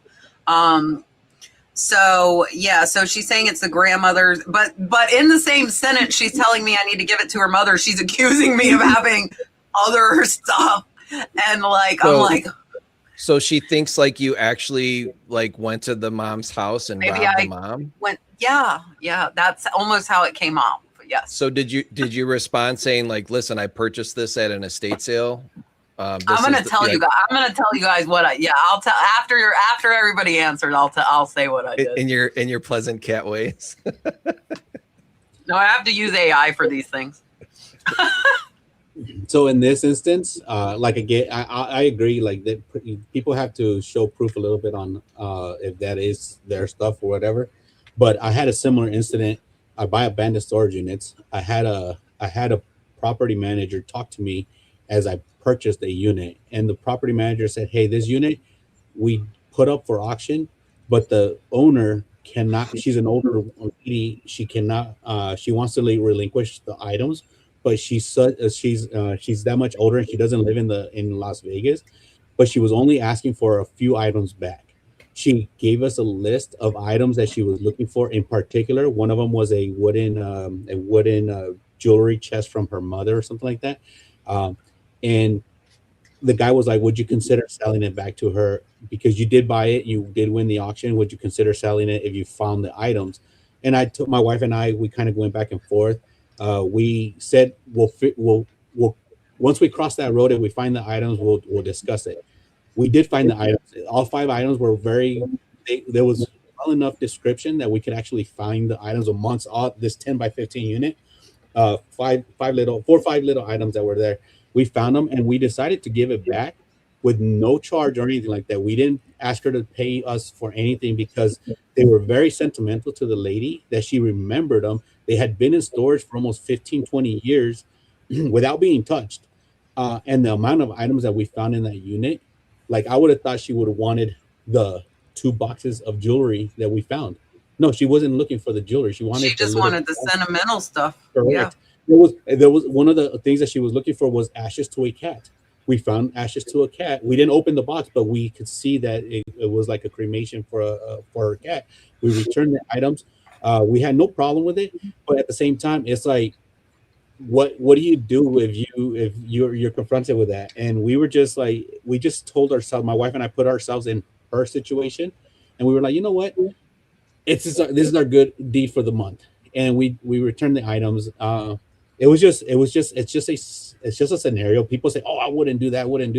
But no, but like I think the approach, like he said, she said she'd buy them back from you. Like she was willing to buy. I think I would have done the same thing you did. I think I would have given them, mailed them to her here. It's all sentimental stuff. Like you said, there's jewelry and other valuables. She's not trying to be like, oh, I want all my gold back. Sure. It was all in particular. I think I would have done the same thing you did. Honestly, I think I would have given it back for free too. But in your situation, honestly, I would have told him to go F off. And I'm like, because it's the approach. And like you just said, it was the approach. The approach she made, she did with the property manager. She came and talked to me about it. It was a totally different situation, and I would have in my situation. I said yes. In your situation, I probably say no, just until they show proof and whatever court documents they want to show me. And I'll probably tell them no. But Cesar, you got to call this out too, man. Like you said, they said the stuff's in there for 20 years. Like how sentimental is something if you've got it in storage for 20 years? Was it the lady still alive, or was that like her family? She was still alive. She was just older. She was just in a. I can't tell her whole story, but there was some hardship in there, and knowing the hardship and the fact that she allowed the unit to go to auction. Just because she just couldn't afford doing what paying on that unit, and she just wanted those 5 items that she had listed on a piece of paper, and it was hard finding it. It was really hard finding it because it was an older unit. So just imagine a older person 20 years ago that they package these items, and you find. I love these older units, but you have yarn in one box, you have yarn in another box, you have yarn in another one, and then you have a piece of paper that doesn't, like, you would never thought it was in that box. So you're looking for all these items. In that situation, we're looking for all these items in all these different boxes, and we didn't even know where it might be. So that was a unique situation, but I kind of related to what Kat was saying. It's just in my situation, I said yes. In her situation, I would have said no. Yeah, this plays with my heartstrings because when we first moved to Vegas, we moved into a gated luxury community, and we moved in the nighttime. And in less than 6 hours, because of jet lag, Carla and I both woke up and we're like, let's go to Walmart down the street. Less than 30 minutes, we were back and the door was broken into, and they stole my computer and all of my photography gear, which was very easy and accessible because it was all packed in the bags. A camera bag, it makes it super easy. They just threw it over shoulder, walked out, and I was devastated. It hurt me financially, and it was something I worked really hard on after the military to get into. I'll never forget this. I went into my first actual semester after my prerequisites to get a camera, and I showed up with like a little camera. It wasn't even I think it was a point and shoot, and I remember an instructor laughing at me. And I only had so much money even after getting out because of some other hardships after the military. So to earn all this camera gear and equipment and get a digital media degree, only to come to Vegas to think my opportunities are going to blossom with the degree be taken away within a few minutes. So that hurts me to think like, man, what if I was able to find my things? And I tried looking on Facebook Marketplace, or not Facebook Marketplace. I looked on OfferUp, Craigslist. I was trying anywhere to try to find my computer because they had photos from when I first got in the military and have photos of family members and people who I served with that are no longer here, that nobody else had, especially in Iraq for my first tour. So that hurts me. But at the same time, for somebody to demand something is totally different. I always tell my wife this when she talks to me a certain way, because I know she's frustrated with work and it's like she's talking to her employee or not employee or coworker, right? It's like the tone is everything. And then if I tell my wife this, that somebody's asking for something that is so-called there, I already know my wife. It's like, what would Carla do? And I got to ask myself these questions in a different perspective, because I don't think the same way she does. But thinking the way she does for things like this is she's going to say, show me the proof. Can she legitimately say this is her grandma and get me in contact with the grandma or the mom and see that these items are hers? Because nowadays people work so hard to scam others than to do something morally right. And I if they're willing to like pay for shipping for the item and showing proof and come at me correctly, then yeah, I'll probably be open to it because I know I'm going to find more things. But I also wouldn't do it for everybody. Again, tone is everything for me. And if somebody steps on my toes, I'm like, look, I got more things to deal with than to deal with you. I'll just block you and move on. Yeah, if it had been like, so I have dog tags listed from World War II. If it had been them, this would be a different scenario, no matter how they came at me. Okay, dog tags are dog tags, right? It's a sketch, and I'm assuming her grandmother didn't only do one sketch ever in her life, because an artist probably is going to do a lot. So when I asked Gemini, Google AI, like, what do you do in this situation? And it said the whole, like everybody was saying, A, we don't know if she's telling the truth because people will give the sob stories, but B, I obtained it legally. I bought it from an estate sale, and it's been listed for 4 years, guys. 4 years. So it's not like I just got it. I just put it up. Like people were saying, like if Sonny had found his stuff, that would be one thing. If I had bought it and he had just had it, like it was stolen last week, that's different, you know, and the way you come at people. So like if it, and I know the artwork is personal, but if it was family photos, like say I listed the slides I have and somebody's like, that's my grandma, like in the slides, you know, that would be different. It's not a portrait of her grandma. It is a drawing that her grandma did. But the way she came at me. And so I responded and said that I got it from an estate sale and that if her mother would like to purchase it, I would be happy to give her a discount on it to have her send me a message. So I basically just left it clear, like, you're gonna have to buy it. And Google or Gemini's other response was, and this makes perfect sense. So any of us, if this was a treasured family heirloom and you found it and it had been missing for years, are you going to try and get it free, or are you going to pay $200? I'd pay $200 and get my stuff. And I sold it on Etsy. I think I told the story on my video. I got some pottery out of a estate auction up in Maryland, and I sold it full price. Lady didn't ask nothing, paid full price, $200. I didn't know who the artist was, and I'm getting chills just talking about this. She writes me and she says, "That's my artwork. Where'd you get it?" And I'm like, I have chills right now. And I said, I got it from an estate sale in Maryland. She said, so when I used to do pottery, I used to make pieces and I would leave them in my apartment elevator for somebody to find them.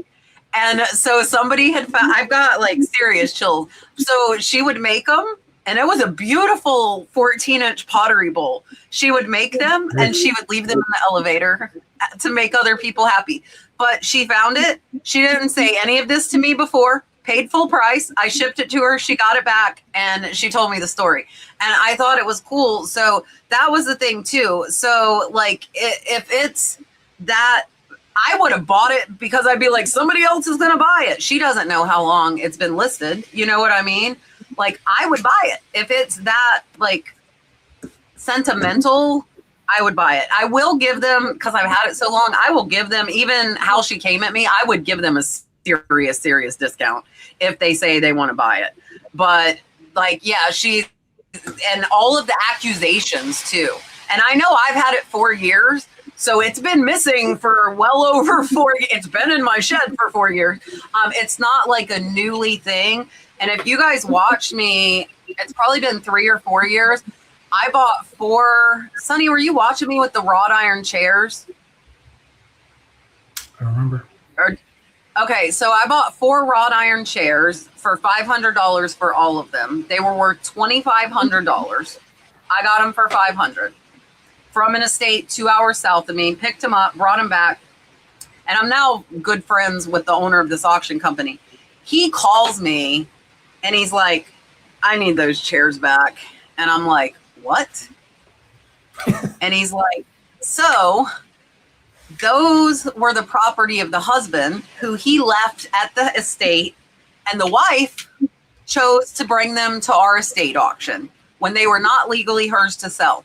Now, at this point, legally, I own the chairs. That's her problem. Like, but the husband wanted her to pay the $2,500 they were worth, not the $500 minus commission that she got paid." And I'm like, I drove 2 hours to pick these up. They are very heavy wrought iron chairs. I'm not giving them back to her for $500. I'm like, she knew those were the husband's and that they were awarded him, and she made the choice to bring them to the auction. And so I said, I tell you what, I'll give them to her for $1,000, double my money. They were worth $2,500, easy, all day long. They would have sold. I said, I will give them to her for $1,000.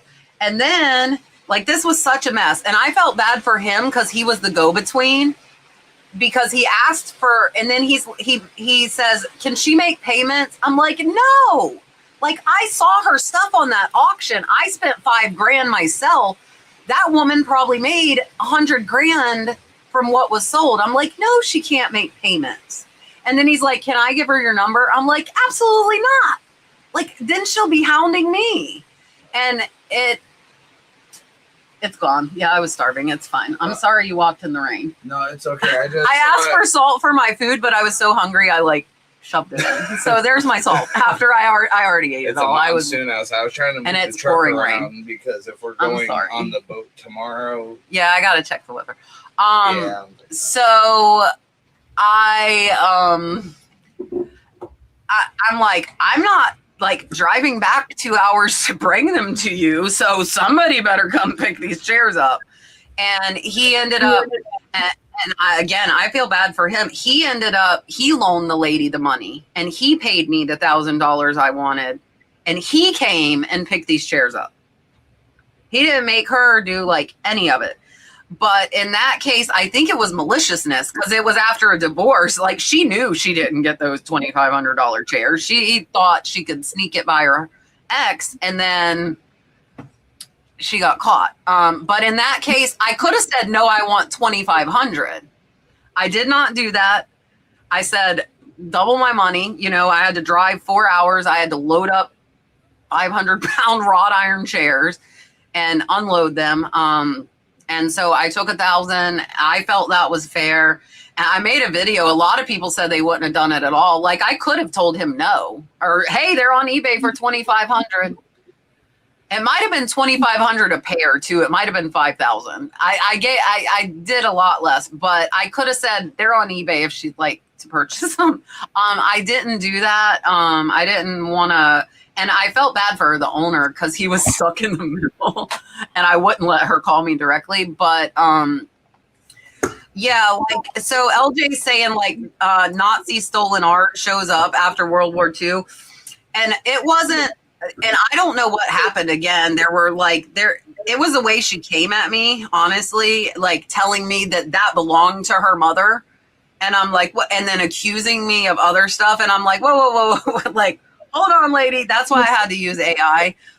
If she would have been like, this is my grandmother's, it's been missing for 8 years. We've been looking for it. You know, not like accusatory. She told me to call her mother and get the shipping address and send it to her. And tried to sneak her phone number in there, which could get me in trouble on eBay because they think I'm communicating off platform. So, like, it's all about your approach. And I'm like that with everything. And I think people that know me know that. Like, if you come at me nice, like, it's going to work a lot better than if you come at me not nice. Because yeah, you're not going to get your way if you don't approach me appropriately. And that's the same thing, honestly, and I don't know about everybody else, but on YouTube, if you tell me, and I mispronounce a lot of words, if you tell me nicely, hey, this is not supposed to say that, or like Van Cleef and Arpel, I'm still going to say it wrong because it's in my head that way. If you tell me I'm not supposed to say it that way and you're nice about it, I appreciate it. I really do. I am fine with constructive criticism. I am fine with you telling me how it's supposed to be pronounced. When you tell me I'm stupid and shouldn't be doing videos because I can't take the time to look up pronunciation, I'm going to tell you to F off and go watch somebody else, because I spent hours making that video, and whether I pronounce a word wrong or not, you still learn the information. So it's all about how that comment comes off. It's all about how you say it to me and how I'm going to respond. And I used to not respond, but now I do. So go ahead and tell me it rudely. And I am not worried about my reputation or how I look to other people anymore. I will tell you what I think. Just say it. Yes, Sonny. Sonny's itching here. Yeah. So you reminded me, I think it was like 2 years ago, I was getting into more glass. And I pronounced this glass style as turquoise, and the freaking comments lit up as tortoise, and it was like nonstop. So I intentionally was saying it back and forth to get people irritated, because that would give it gives you like, the interaction. It really gives us more views. And it got the comments going, and people were saying, oh, he's confusing it. I wasn't confused after the first time when everybody was lecturing me about it, but it was fun how people told me it wasn't insulting. And I'm always honest about things. I'm not an expert. Maybe I am in some things, but I don't try to come off as an expert. I'm just trying to tell you how I relate to things, how I find stuff, and what it means to me and why I'm getting it. Even if it's not, even if it's very valuable, I'm like, for some reason, something in my heart says, don't get it. Somebody else is going to pick it up that wants it for themselves. And some people don't understand that, but it's just different lifestyles. And that's why, again, we're individuals. We do things our own way, but I'm always taking advice to help better my business. And sure, I could be giving away profits, but there's always something I can be more confident in, and something that feels right over my shoulders. It's one of those things. And yeah, Tiffany's saying, just ask Sonny about when he reached over me at the Broadacres. I love doing this when I come across friends that I'm comfortable with and I know how they You're are. like, excuse me. Yeah, so Tiffany Ella snatched a nightgown right in front of me. Tiffany was there recording, and she's into her authentic voice, right? Her accent. And I reach over and I was looking at that, and her eyes lit up and she just squared up with me. And I was like, hey, Tiffany. And she was like, huh, like Sonny. But I do that with almost everybody, even Picker Road. I ran into them and they looked at me like, oh my gosh. And they're just amazing people. They're friends. So I was comfortable doing it. I wouldn't do it to anybody else. I told Elena, I was like, I wish you weren't in other videos. I could have started a fight with you over the nightgown. Like, and I didn't care that, I don't care. I obviously have plenty of stuff. But I was like, if people hadn't seen you in my other videos, we could have like scrapped over a nightgown in the thrift store, and then I would have got tons of views. But I really used to worry about what everybody would think about me not being so nice in my responses. And I used to just block them, and now I respond.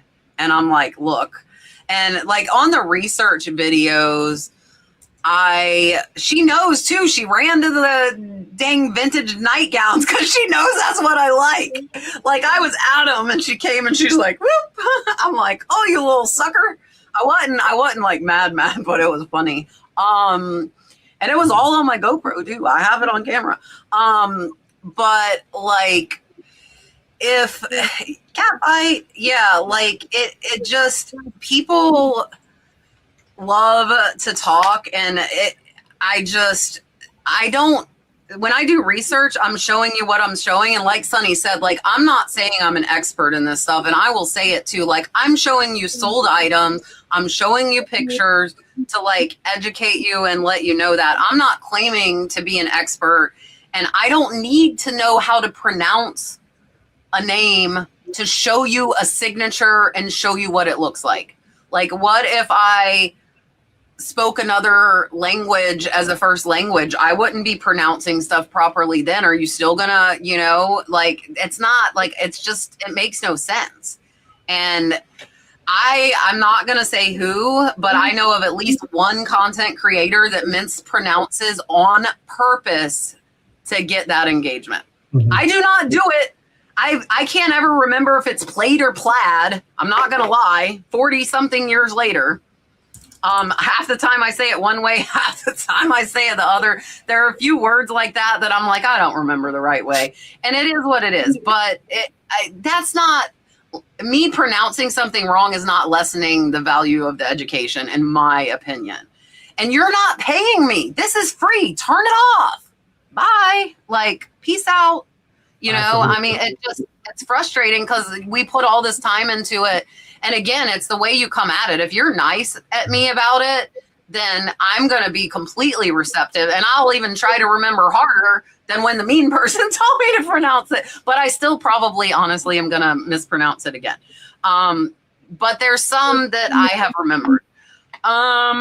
Kristen said do another event or retreat soon. I can't go to this one.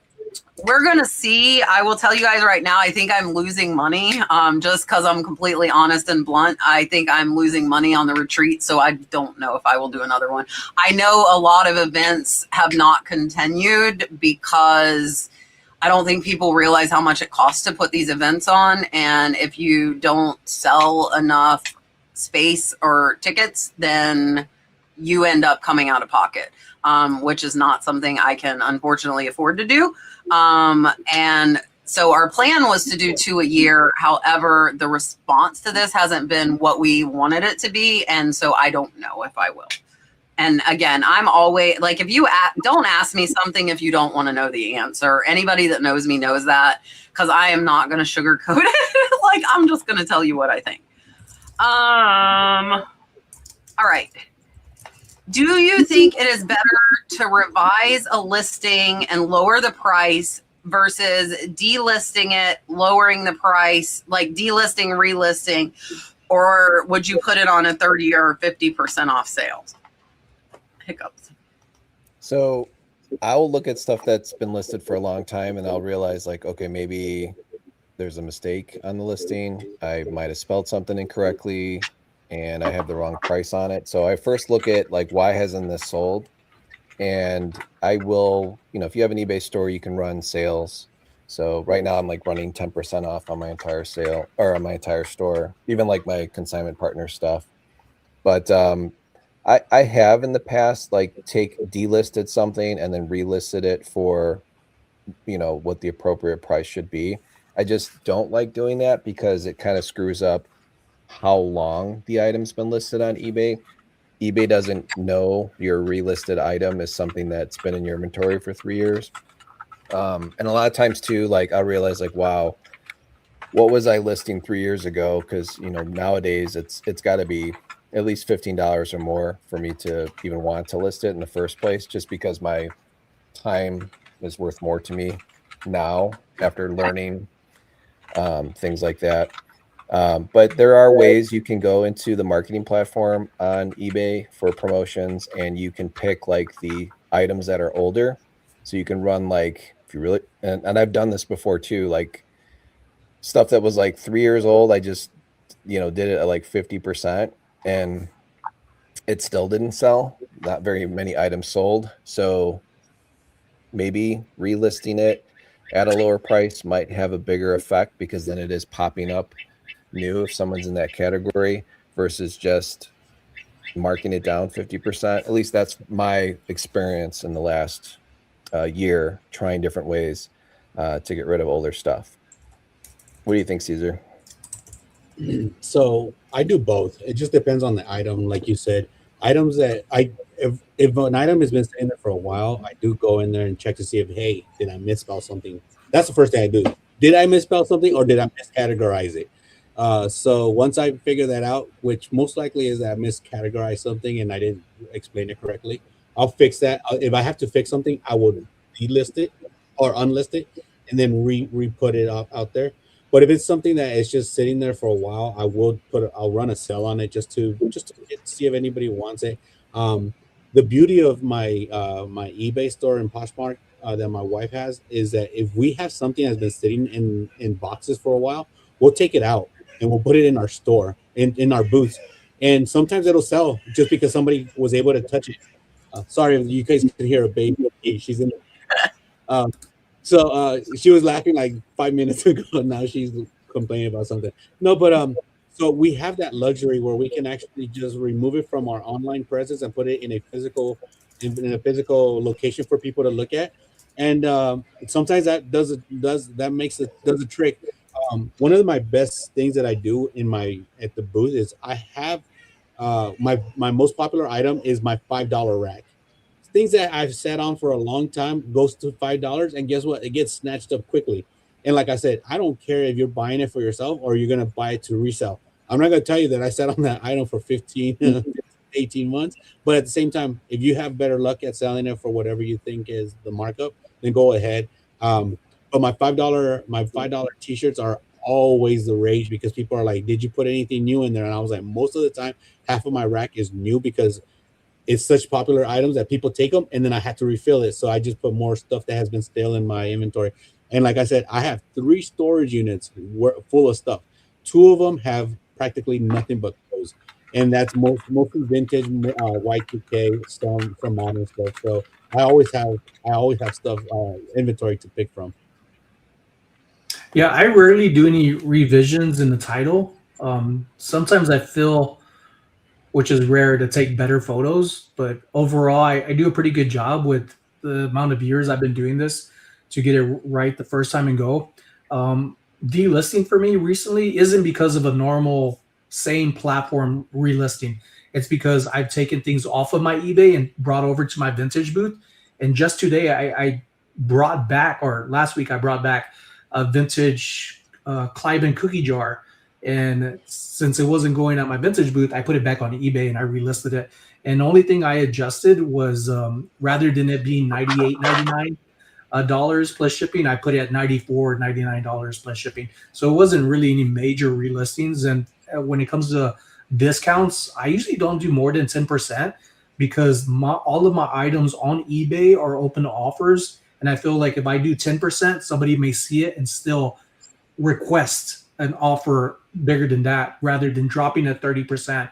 And then somebody's going to come in and say, can I get a bigger cut off of that? So I find that just to be something that works for me. And even if they don't send an offer, like a money offer, oftentimes they'll message me a little bit more information about an item. And usually it doesn't even, they don't ask for a deeper a cut and something. They'll just buy it straight out. They just wanted something that I didn't add with the info. Yeah, so I had responded to somebody's comment on my video with like the longer tail items, and they said, no, you don't have longer tail items, you're just not refreshing them. I'm gonna disagree with that. I have longer tail items. I have stuff that people don't want. And if nobody wants it, changing 2 words in the title and reposting is not going to make them all of a sudden want it. And there's a history showing that it's not selling. So I quit. I was ending and reposting, and I feel like it did help some. I'm not going to say it didn't help, but I stopped because I felt like if I can do my sales by the list date and do it like it's over a year and then not have to select. Like right now, I have 2 sales on. I have a 40% off and I have a 20% off. And I have to hand select 2,000 items because of ending and selling similar. I can't do it by date. So it might be 4 years old, but I reposted it last year. And so I have to look at my SKU and see what date we listed it and pick what goes into what sale. So once it, you know, in a couple of years from now or a year from now, since I stopped ending and selling similar, I can put a sale and say, oh, it's been listed over 365 days, 40% off. And I do 40 and 20 because I really am offering 30 and 50, and I can still send them a 10% off offer while my sale is going on. So that's why I drop it to 20 and 40 so I can still send 10% off while it's on sale. And I also started using a coupon. You might have got notified. Rod texted me. He texted me. I put the coupon on, I think Sunday. And Rod texted me. He said, quit trying to sell me your, and I said, what? And he said, I'm getting a notification from eBay thinking I got a sale. Look what it says. And it says, Captain Nurse Flipper sent you a coupon. I'm like, it's working. And so, because I have 10,000 followers on my eBay store. And so I sent the 10% off. So if those of you that follow me, I sent out that notification Sunday of 10% off. And you can also send newsletters to like your buyers for the last 6 months. And that's a service I think a lot of people don't use. I didn't know till somebody came on the panel that was even an option. So you can go into eBay and you can pick to send to your buyers for the last years. See, LJ got my coupon. And my coupon, the stats on my coupon from the last 6 weeks, I had $2,300 in sales from the 10% off coupon. Nice. So it did work, and the sales are working. And I'll tell you guys, because this happened to me. Trish, you know I'm live. I have 2 more minutes. We're talking about the retreat's getting close, so me and Trish are kind of in crunch time right now as far as getting everything prepared. So on Poshmark, does anybody on the panel sell on Posh right now?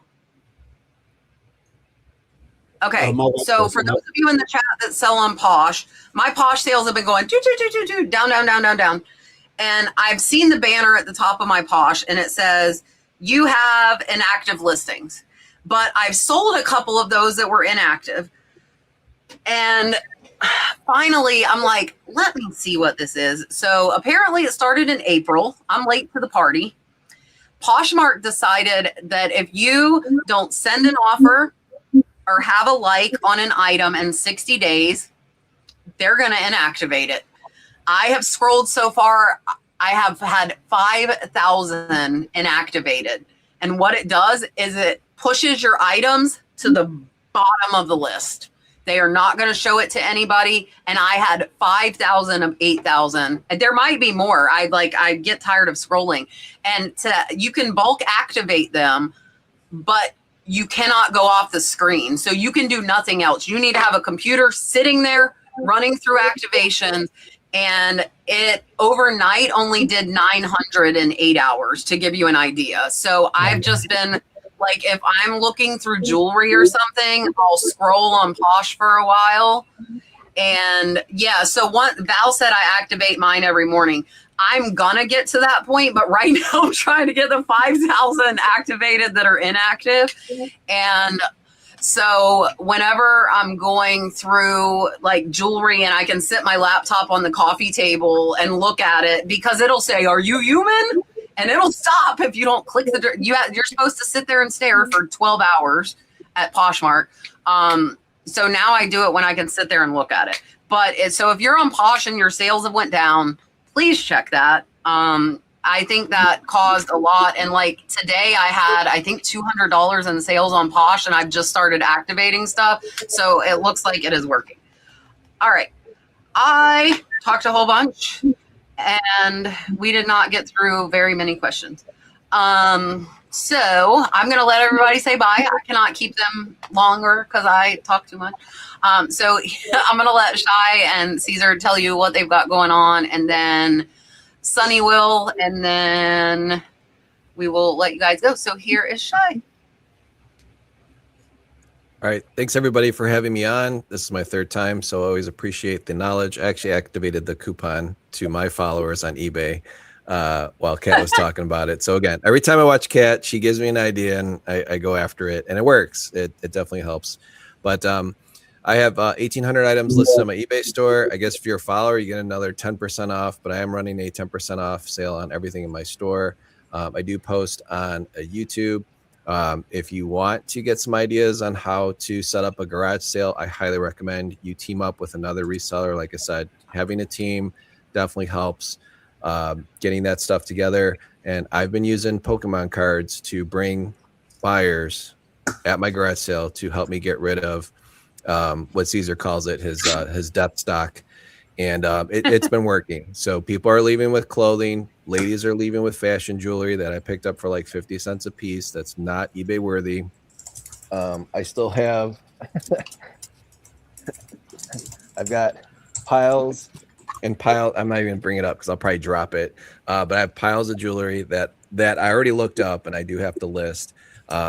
So probably should join. Kat, do you still have that buyer or the Death listing file, group? Death file destruction. Yeah.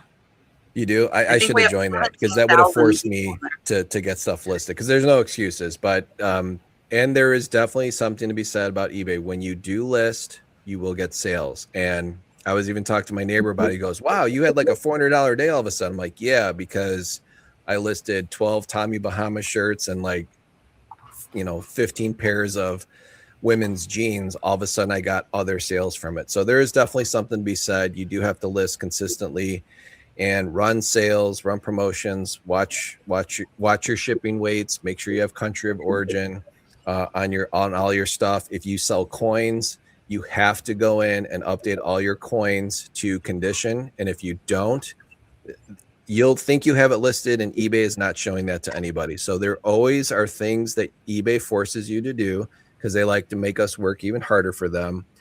And there are days too when you do it, and like today, this afternoon, and while we're on the live, the entire website was down. But it's just something that we deal with.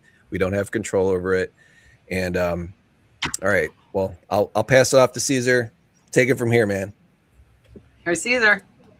Hey, I unmuted myself. I'm learning how to be on this stream.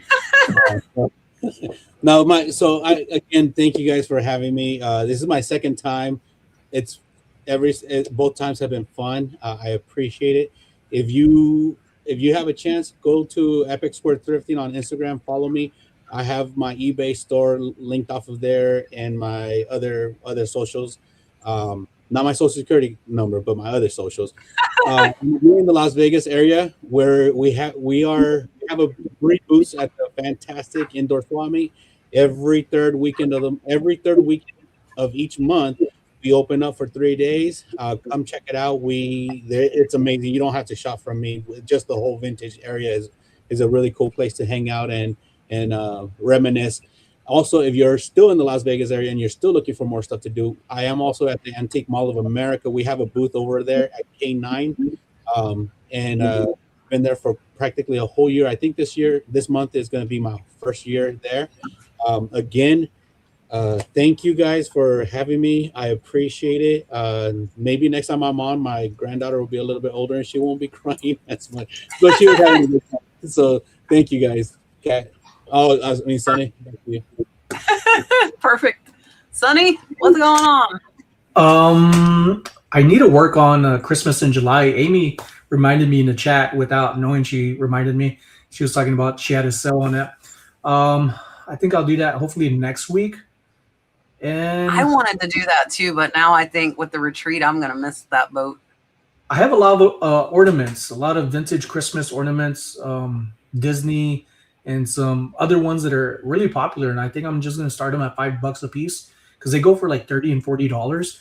I just thought, let's kick it off and get some stuff sold. So I'll let y'all know more about that. I'll probably talk about it on my end of YouTube, which my YouTube channel, everybody has changed from straight reselling to now vlogging, like how it is for me living vlogging and being a new dad and trying to manage reselling and having a relationship with my wife and not, going all crazy and freaking out and trying to keep it together and just show people like how I do things. And I think it's a new way of for me to just let people know who I am, because a lot of people think, oh, resellers just buy stuff and they sell stuff. There's a lot that goes into from getting to be able to go buy something, trying to get it listed in between the things of priorities and adulting to then shipping it off. And there's just a lot. I think it's a good reminder on my end for people who watch and be like, oh, this guy's just like us trying to figure it out. So that's what you get when you follow me on my channel.